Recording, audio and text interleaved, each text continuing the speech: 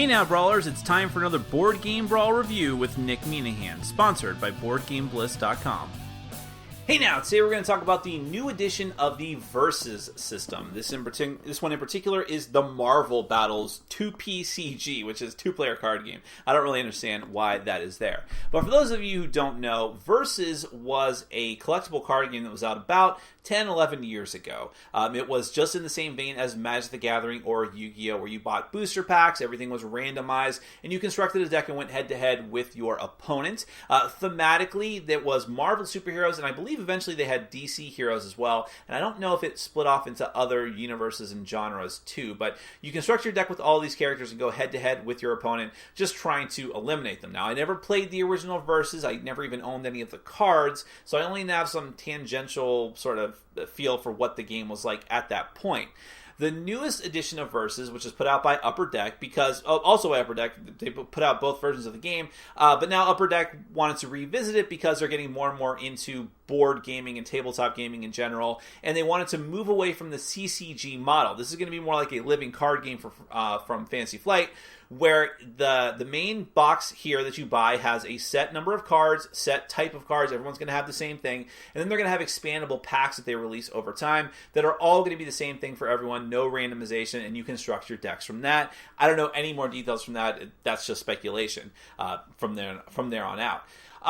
But thematically, it is the same. This is just Marvel superheroes and your Marvel heroes and villains, and they're fighting against each other, and a lot of them are based on some of the Marvel cinematic properties, or at least they're focusing on that. So there's a lot of Guardians of the Galaxy characters, a lot of Avengers characters, and so on. And there are a few changes. Now, not having played the original, I don't know all the details of all of what is different in this one, but I do know that this one has main characters that you take control of. And some of the things have been streamlined as far as how wounds go, and there's no more like endurance, now it's wounds, things like that. It's all described in the rule book. Let me go ahead and give you a brief overview of how the game is played.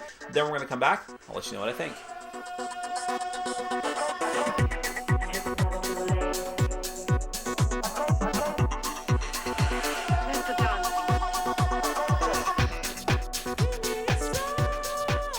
Alright, this is everything that comes in the revamped version of the Versus system. There are quite a few cards. I'm not going to go over every single one. I picked a few choice cards I wanted to show you, but just know this enormous stack here is full of more supporting characters, more scheme cards, plot twist cards, and more of the location cards as well. So there's quite a bit of stuff. So let me just show you some of them.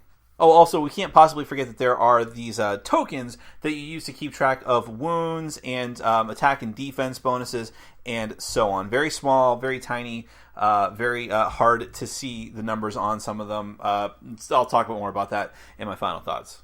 Alright, so the easiest thing to go over are the location cards. Now, this game relies on resources to fuel all of the different cards that you want to use from your hand, the supporting characters that you want to play down onto the field. Any card can potentially be put face down as a resource. Literally, you take the card face down and put it into your little resource row. But locations are special. They can be played down in the same way as resource cards can be, and you can use them as just a quote-unquote resource, a generic resource. But you can also use them for the power symbol that they have on top of them. There's different types of cards that give you these different types of symbols, and in fact, there are special symbols, or special cards that are affiliated with different teams. Like this is the you have the School for Gifted Youngsters, which has the X-Men symbol, of course, and you have the Avengers Mansion, which has, what would you guess? The Avengers symbol, and so on. You have the Nowhere, which is for like the galactic heroes.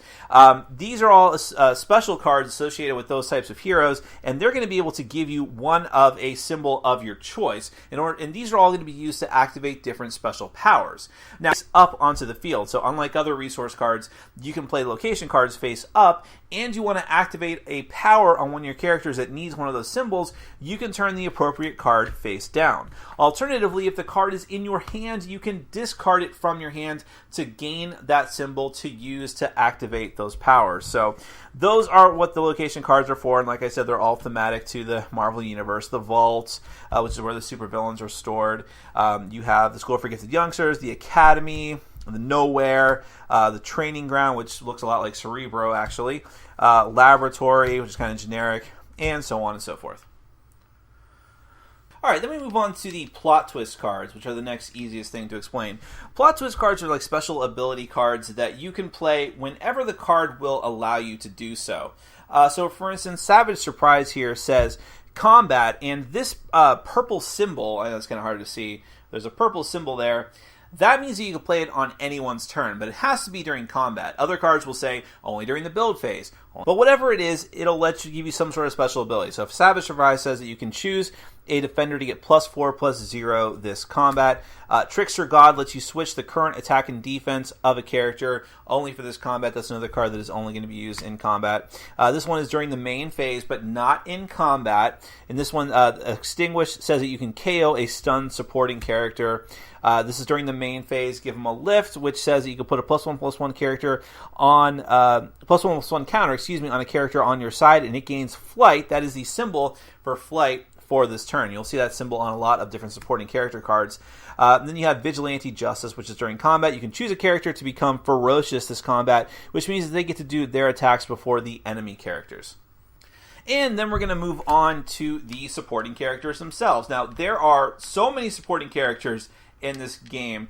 This is like there's like 3 copies, I believe, of every one of the supporting characters, and this is just a stack of 1 card of each of those characters. So that's how many characters there are. If there's a character you like in the Marvel Universe, whether it's a hero or a villain, chances are it's in this set unless it is super obscure. So I'm not going to go over every single one. All the main guys are there, all the main Avengers and Spider-Man and all that. I'm just going to show you some of like kind of the off-the-wall characters that I'm particularly fond of from the Marvel Universe and go over what their abilities and powers are.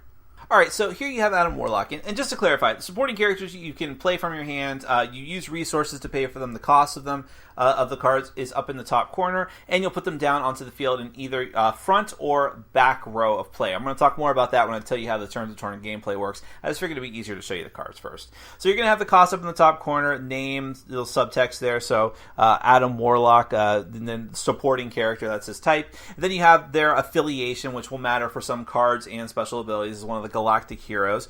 Down here at the bottom, before I go into the text, you have attack and defense, which is really high for Adam Warlock, but that's because he's got some special thing going on. We'll get to that in a second. How many wounds he can take before he dies. And over here is where there's going to be special symbols. Usually flight and range are the 2 most common symbols you're going to see. In fact, they might be the only ones in the set, if I remember correctly. Flight means that they can actually, if they're in the front row, they can fly over the front row characters and go straight to the back row and attack there. What the range symbol means, let me just find one with range really quickly, which is this crosshair symbol. If there's a range symbol, then that means that from the back row, they can attack the front or the back row of your opponent. Then, of course, every character has its own text here, and Adam Warlock says Evolutionary Cocoon. He appears stunned, and then he has Emerge, which is during the main phase you can use one of the green energy symbols, which will let you recover him and ready him, which will put him into his ready position. Then you can only use this power while he's stunned. Then you have Doctor Strange, who has flight. He's a 5/6. It costs you 5. He has the ability to transmute during the main phase. You can spend the yellow symbol, choose a character, and turn all of its +1/+1 counters into -1 counters, or vice versa. Then you have Daredevil. Daredevil has dodge. He can't be ranged attacked. Then he has Fearless. While attacking a main character, Daredevil strikes with double his attack power.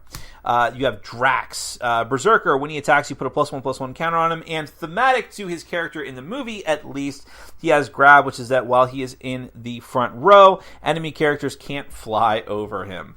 Then you have Hope Summers, who has a really cool power. She essentially gains all the powers of every X-Men affiliated character on your side of the field, which can be really, really powerful. Magic has Teleport to Limbo, which lets you spend that yellow symbol, and you can take Magic and another character, a supporting character on your side of the field, and teleport them back into your hand. Gambit, because of course he chucks cards, let you discard a card in order to stun a character. Dormammu is one of the most powerful villains, if not the most powerful villain. Costs you 7 to bring out. He is immortal. Whenever he would be KO'd, you just shuffle him right back into your deck. And with his necromancy ability, assuming you're able to spend the symbols, you can drag a character back from your discard pile and put it back onto your side. The Mandarin is 5 cost, and he of course has his rings, meaning he has several different abilities depending on on what you're willing to spend. So if you spend a yellow, you draw a card. If you spend a red, you choose an enemy player to discard a card, and so on and so forth. Mystique, of course, gets to copy characters. So if you spend a red, you choose another face-up character, and Mystique's base attack and defense become the same as that character's attack and defense for the rest of the turn. And then we'll end with Cosmo, because why not? Cosmo has Nullify. When he appears, you choose any enemy character. It loses and can't gain keyword and superpowers until Cosmo gets stunned or leaves play. Like I said, there's a lot of other characters, all the main Avengers and main superheroes in the Marvel Universe. I just thought I'd cover the ones that people don't really give that much attention to. Lastly, let's talk about, before I get to the gameplay at least, let's talk about the main new feature of the new Versus system. There's some other little tweaks and things I'll talk more about in my final thoughts, but the main new feature of Versus is the main character. You're going to start off with the main character in play, and this actually determines whether you win or lose the game. If your main character is killed, you lose. That's as simple as that. And you're trying to kill your opponent's main character. But every main character in the game actually has two cards, a level 1 card and a level 2 card. If you can meet the level up condition of your main character, you can keep putting XP tokens on them. And when they gain enough XP, they level up into their more powerful version, which is going to mean usually stat boosts and new and more powerful special abilities. Now, I should note, I'm going to show you all of these, and maybe I'll go over some of the special powers on them that I find are interesting, but every character that you see as a main character also has supporting character cards, although not every supporting character has main character cards. And they all have, and the supporting character is different than the main character. It's kind of weird. In fact, some of the supporting character cards are more powerful than the main character cards. It's kind of a weird thing. Again, I'll talk about it in my final thoughts. But in any case, here we have Loki. This is level 1 card, God of Mischief. His level up condition is that when you play a plot twist, he gains an XP. His God of Mischief ability, which can be done on anyone's turn during combat. If you spend a red, you play a combat plot twist from your KO pile, then shuffle it into your deck. And then when he levels up, his hit points stay the same, but his combat stats go up, his attack and defense. His God of Mischief ability, when he gets to play a combat from the plot twist pile, it's the same thing. But then he has Master of Plots as a new main ability. You choose an enemy player to reveal their hand and discard all of their plot twists. Alright, Thanos is my favorite villain, so I gotta go over him. Here's his level 1 card. His main ability requires a green, and you shuffle each character in a KO pile into its deck, then put that many +1/+1 counters on Thanos, which is pretty great. And then his level up ability is when a character on any side gets KO'd, he gains an XP. And when he levels up, of course, he gains access to the Infinity Gauntlet, which means if you can spend one of each energy symbol for each enemy player, stun that many characters, KO one of their resources, KO one of their supporting characters, and then discard their hand, and then his stats get really powerful. And okay, I'm not going to go through every one of these for the purposes of time, but you also have the Green Goblin, you have Magneto with his magnetic powers, you have Rocket Raccoon, only called Rocket there for some reason, Star-Lord, Groot, you see every single one of them has level 1, level 2 card, you have Gamora, Storm, Wolverine, Deadpool, Professor X, Spider-Man, of course, weird Spider-Man art, and the Hulk, and we're not done yet, and Iron Man and Captain America as the last two main characters there. And I will also mention that you can construct your deck however you want in the game. There's very specific rules for how you can do that. But there are also preset decks. So when you use a preset deck, there'll be certain main characters that you can use. And you'll construct like an Avengers deck, and a Villains deck, and a X-Men deck, and so on and so forth. The Guardians of the Galaxy deck. And each one is going to be headed by a main character that you'll use together with the plot twist, location cards, and supporting characters for that deck. Or you can just make your own. Now, let me tell you how the gameplay actually works. Alright, let me run you through how the game is going to play. This is kind of compressed for the sake of the camera, but you're going to have essentially this kind of setup. You'll have your deck, you'll have your main character, which is going to start off with its level 1 side in play, in either the front row or the back row. You have like 3 simulated rows here that you're going to fill up during the course of the game. Front row, back row, and then the resource row on both sides. So let's say that Thanos will start in the front and Storm, Thanos versus Storm, why not? They're going to start in the front row and the back row, respectively. You're going to have your pile of tokens over here, +1, +1s, -1, -1s, XP tokens, and wound tokens. And you start the game with 7 cards in hand. Now, during the course of the game, you'll have a draw phase where you're going to draw 2 cards from your deck, but the very first player of the game is on the first turn is not going to draw any cards from the deck. Speaking of the deck, there are deck construction rules in this game. Like I just said when I was talking about the cards, you can just pre-build the deck if you want to based on what it has in the rulebook for teams like Avengers and everything like that. But really, you can make any kind of deck that you want, mix and match with all kinds of different characters. There's just a few limitations as far as the standard deck building rules. It has to be exactly 60 cards. You can only have 4 copies of a single card. And by the way, cards are unique, meaning that you can only have like 1 Thanos in play at a time, or 1 Storm, whether it's a supporting character or main character or not.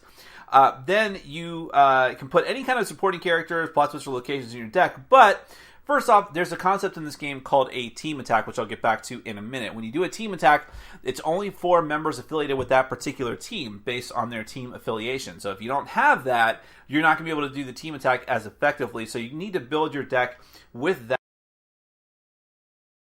and have a team affiliation. If a location has a team affiliation up in the top corner, then its resource symbol can only be used for those types of superpowers on those affiliated characters. And also the same thing with plot twists. It may as well have a team affiliation. They can only be used on those players that have that affiliation. All right, so typical turn order. First things first, you have your draw phase. Let's just say that I'm going first, so I'm not going to draw. But if I was going second, or from then on for the rest of the game, I would draw 2 cards off the top of my deck, just like so. There is no hand limit, but you do just have to bear in mind. Next thing you have is a recovery phase. If you lose a combat with someone, whether or not your character is killed or not, what the character isn't killed, then they are stunned. They're going to be exhausted, and they're going to lose all of their whatever +1, +1, or -1, -1 tokens that they have, and they'll also be turned face down with a wound counter on them. Now, if they, while they're like that, they can't be attacked and they're effectively out of doing anything. But at the start of your turn, after you draw, you get a recover phase where you get to unexhaust them and you get to ready them and unstun them. At the same time, any other characters that you may have will also ready at the same time if they were exhausted from the previous turn. Then you get into the build phase. The build phase is where you can get the resources necessary in order to play cards. First and foremost, any card, you can play 1 card down as a resource. You can play any card from your hand, no matter what's on the other side, face down as a resource in your very back row, the resource row behind your back row. And that will count as 1 resource point for you to spend during the course of your turn. Now, alternatively, if you have a location card, instead of putting a card face down, you can place it face up, and now you'll be able, it still counts as a resource, but you can also use it as its symbol for activating superpowers. But you may want to keep it in hand to just to discard it, as I explained earlier.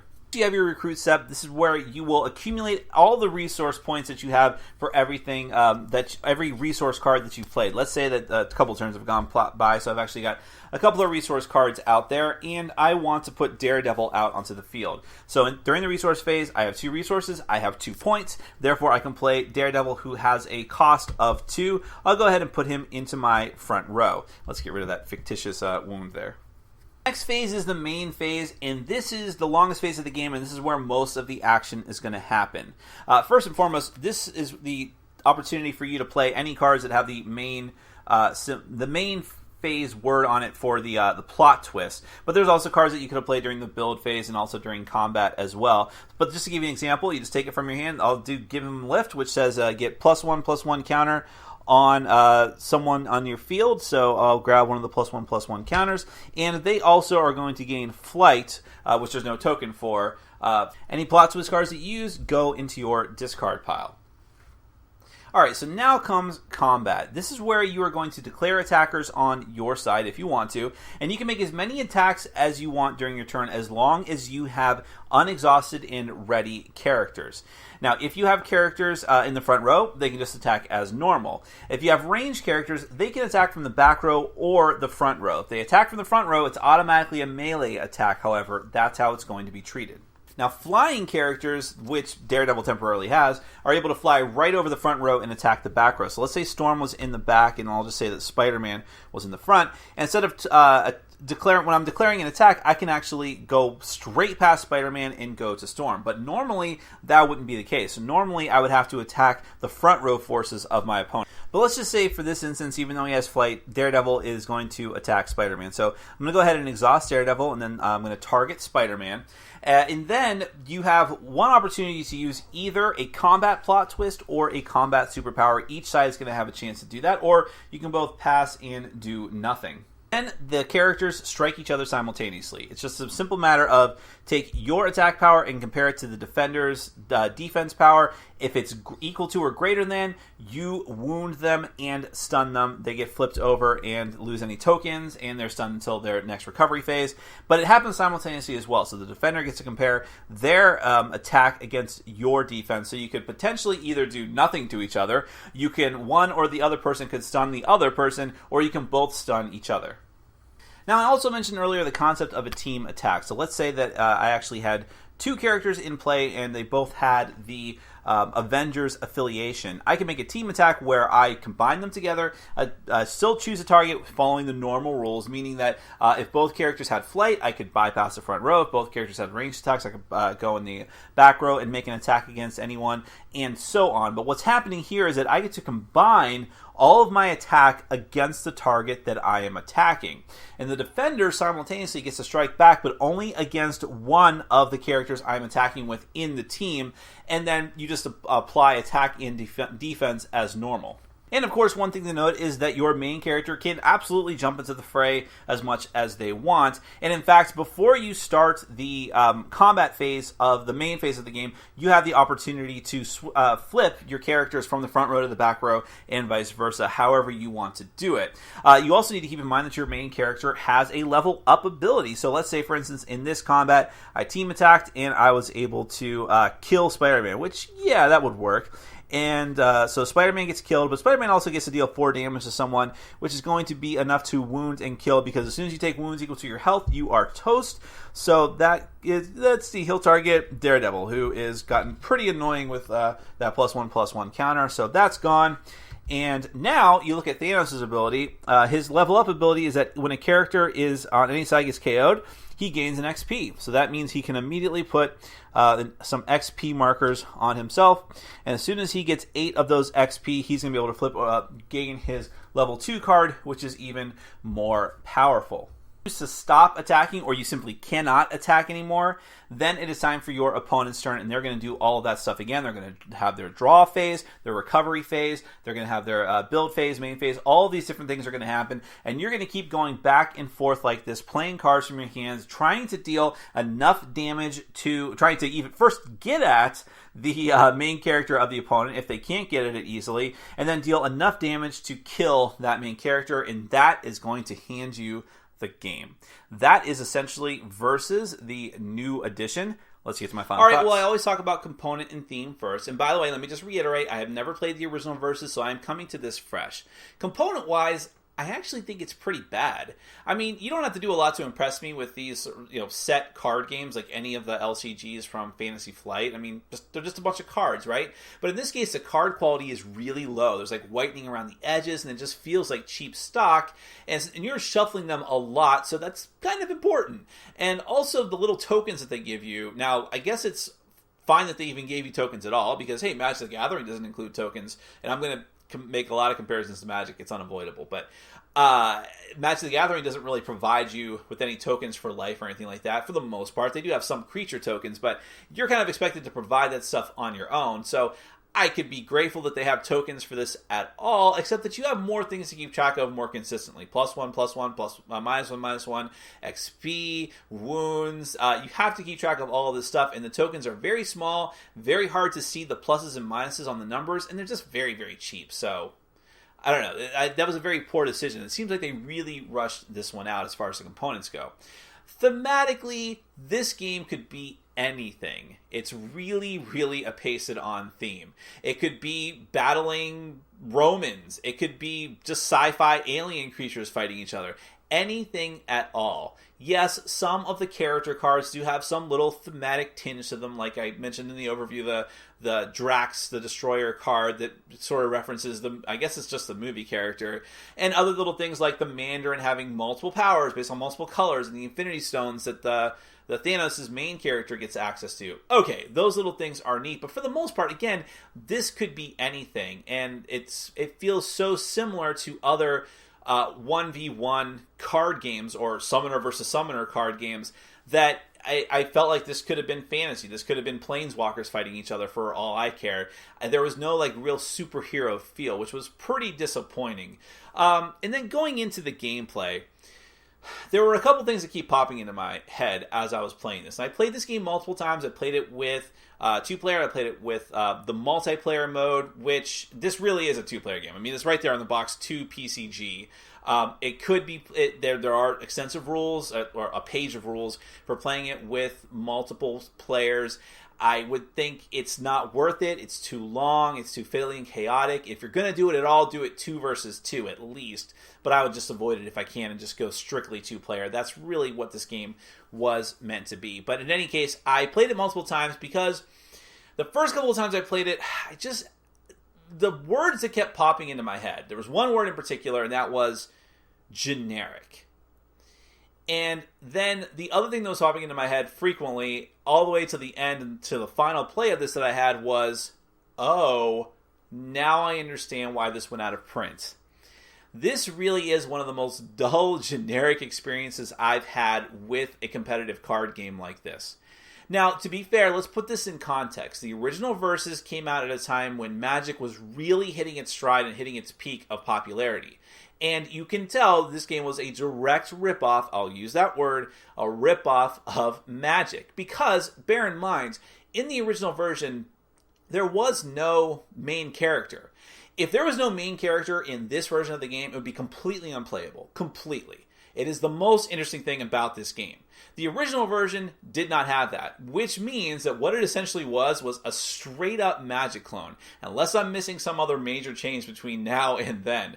It was just put out dudes, have them attack the other dudes, use resources that are locations/lands, and attack the other players. And much of that carried over here to the point where it really feels like Magic, but not a very well done one at that, because of, as interesting as the whole resource thing is, it's just kind of weird that you're using I like that you use cards for multiple things, don't get me wrong on that. But how the power system works as far as like using your locations and using specific symbols to activate superpowers, and then some of them are strict affiliation based, that just feels very restrictive and just odd. And it felt like it was also unnecessary at a certain point. It also feels like in an effort to so in other words, by the way, let me just close that off. They took the mana concept of Magic and made it needlessly complicated. Same thing with the combat system. So when you're putting out characters, you can put them in the front row or the back row. Right from the get-go, you can put your main character in the front row or the back row. But then combat is handled almost exactly the same. The only difference is with ranged and flying. But then that was kind of in Magic too, right? And also First Strike makes an appearance and with another type of phrase attached to it. And while it seems like really highfalutin, there's so many ways to get through people's rows. The whole front row, back row thing, while it seems innovative, again, in the intervening time, other games have done it better. Whenever I was jostling around my characters and trying to get into position, I thought to myself, Pixel Tactics does this so much better, and it's so much more interesting. And that's what the downfall of this game is that every element to the game has been done better in other games. And so really the standout thing here would be the main character and the whole leveling up thing. And that was criminally underused in the game. I want to see more levels. Why is it only one level? Why does it sometimes take really long for certain characters and it's really super ridiculously easy for other characters to level up? And then having that character just gain one ability and they get a little more stronger, but really you have to rely on the backbone. The backbone of your character group is all these other supporting characters, so sometimes your main character doesn't have even much to do because you don't want to put him in harm's way. So that's really odd. And just other parts of the game, while they're functional, the game works. There's just nothing exciting about it. I don't know what it is. Again, a lot of it has to do with the theme, because this could be anything. It does not feel like a superhero game. If I want to compare it to Upper Deck's other Marvel superhero game, Legendary, it is no comparison thematically. While there are some clunky elements of Legendary, and at the end of the day it is deck building, the whole aspect of fighting a villain and the city getting overrun with villains and all these different schemes and plots, that makes it feel like a superhero game, at least a little bit. This has nothing like that. And the gameplay just does not hold up to scrutiny. There, again, I really feel there is a reason this went out of print, and people just dragged it kicking and screaming out of the abyss. Like, we will reprint you, for not really a lot of reason, because you have so many other better options now. Any of the LCGs from Fantasy Flight games do these kind of mechanisms in a better way. Warhammer Conquest, which is got sort of it's combat, but it mixes up like going after bases, and this is a very dated game, and nothing that they did with the reprint and establishment of the rules really fixes any of what, I mean, again, I didn't play the original, but if it wasn't for these changes, it would be completely unplayable. But even with the changes, I have no interest in it.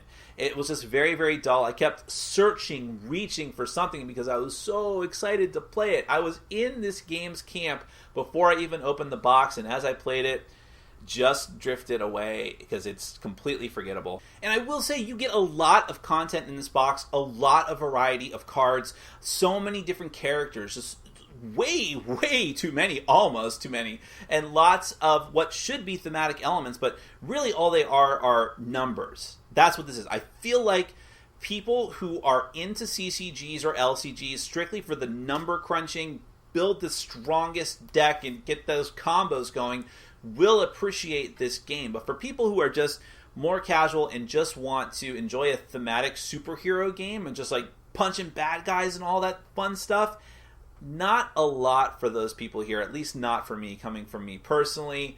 Can't really recommend this one. It's just too dry an experience. That is the new edition of the Versus system, the Marvel edition. Pass for me. Thanks for watching. Follow us on Facebook, Twitter, and Patreon. And make sure to check out our sponsor, Board Game Bliss, where you can find an amazing selection of games from around the world. BoardGameBliss.com. Thanks for your support.